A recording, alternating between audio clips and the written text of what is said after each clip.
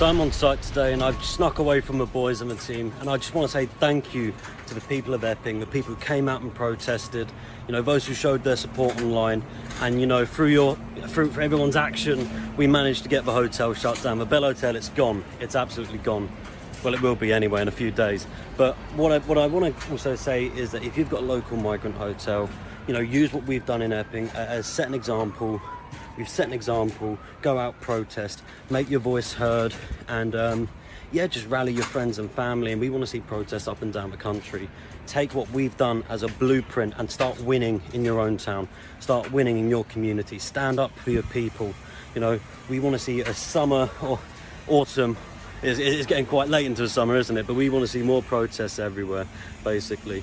Peaceful protests. And, you know, we want to get these hotels shut down. So thank you, everyone. Thank you for the support, and keep up the struggle, keep up the fight, because in the end, we will win.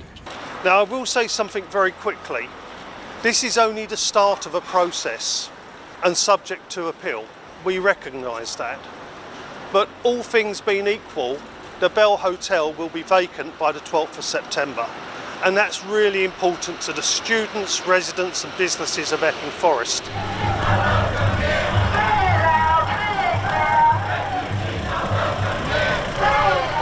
What we do have to be aware of, we have a responsibility now, and in recent weeks we've seen the protest that started off quite violently become peaceful protest run by the people of Epping Forest. What I call upon from the residents tonight is, if they decide to go outside the Bell Hotel, don't protest, don't over-celebrate. This is the beginning, it is not the end. So in July 2025, chaos erupted outside the Bell Hotel in Epping, Essex, which was being used by the Home Office to house asylum seekers. The unrest was sparked after a 38-year-old asylum seeker was charged with a sexual assault of a 14-year-old girl. Obviously, British patriots righteously took to the streets in seek of justice. And you know, it's been a few weeks already, so it took a lot of time, but in response, the Epping Forest District Council sought and won a High Court injunction preventing the hotel from being used for asylum accommodation. The court ordered that all asylum seekers be moved out by September 12, 2025. Problem is, do you think they're just gonna move them out and send them back to the sandbox? Obviously not. So they're just gonna move them to other hotels. You know, it's not that great for us. Like, we still pay with our tax money for them. Okay, take a look. Anti-migrant protests in the UK have exploded once again following the arrest of a migrant hotel resident on suspicion of assault. The Sun reported clashes between police and protesters outside the Britannia Hotel in London after law enforcement enacted Section 14 of the Public Order Act to move the demonstrators across the road from the hotel.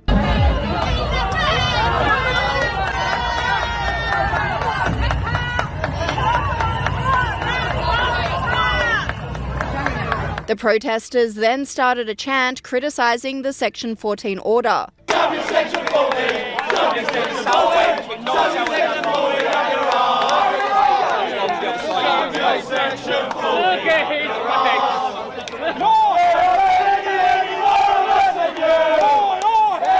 The Britannia Hotel has been the centre for protests since it was transformed from a 4-star hotel for paying tourists to a government-funded migrant hotel to accommodate illegal immigrants. Yeah, not government-funded.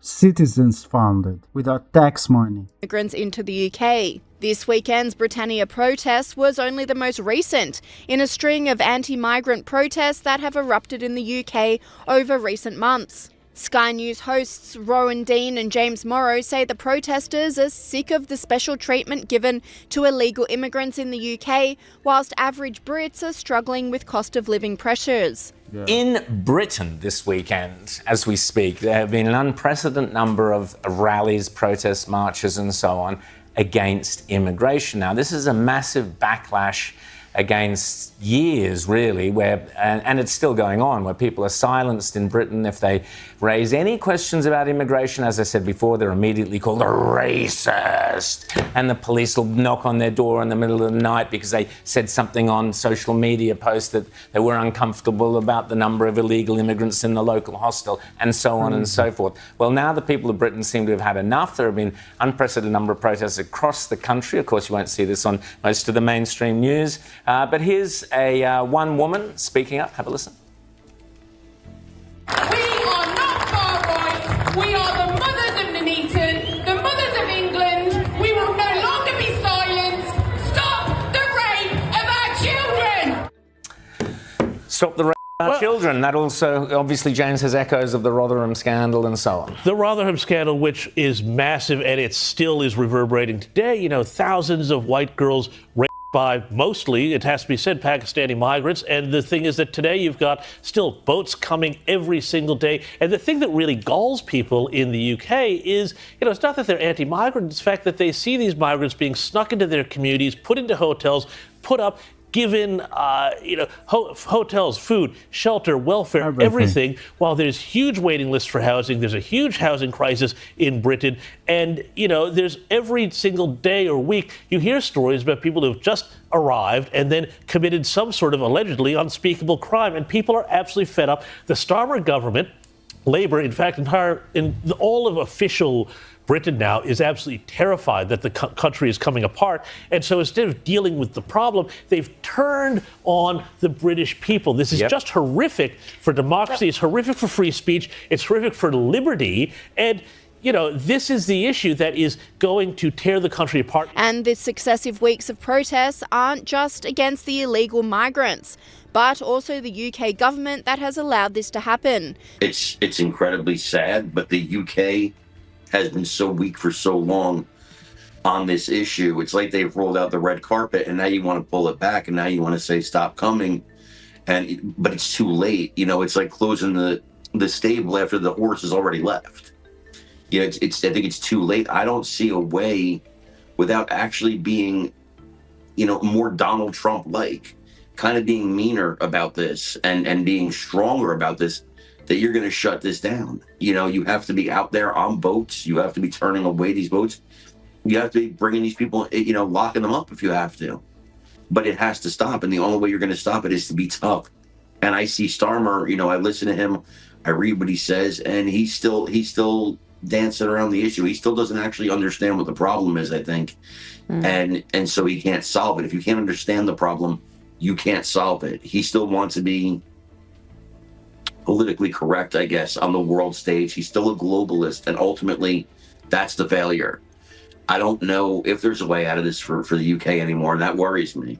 Sky News host Rowan Dean doubled down, calling the management of illegal immigrants by the governments and law enforcements of Europe Orwellian.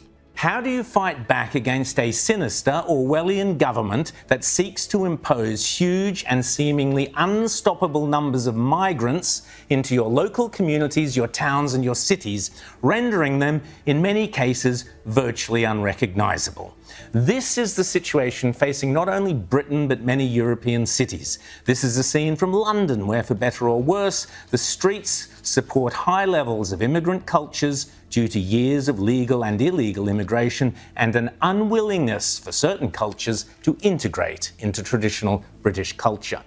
And I suspect it will be the situation here before too long, with the Albanese government bringing record numbers of people in from non-Western cultures. Sadly and predictably, there are increasing examples online of British people having, shall we say, unpleasant experiences with the explosion of recent illegal immigrants. A man exposing himself was turfed off the Hammersmith tube a couple of days ago by horrified passengers. There are many such alarming stories. Yet the reaction from the British authorities seems to be to go after the victims and to silence the victims rather than apprehend or caution the perpetrators. Yes, and here's the thing. We don't want violence. We just want to protect our families, our values, and our countries. You know, it's much more simple than people think. You come here illegally, you follow a false book written by a pedophile. Statistically, even if you're a minority, you do the majority of the crimes. Clearly, you're not compatible with our values. So stay in your country, because we don't want you. We don't want you here. Okay? You rape and kill our kids, you attack our elderly. You're disgusting. Is it all of them? Obviously not. But since it's the majority, we don't want to take the risk. Matter of fact, we don't have to take the risk. Guys, let me know in the comments what you think. This is our first victory in UK. Let's continue until we get them all back to the sandbox. Christ is King. God bless you.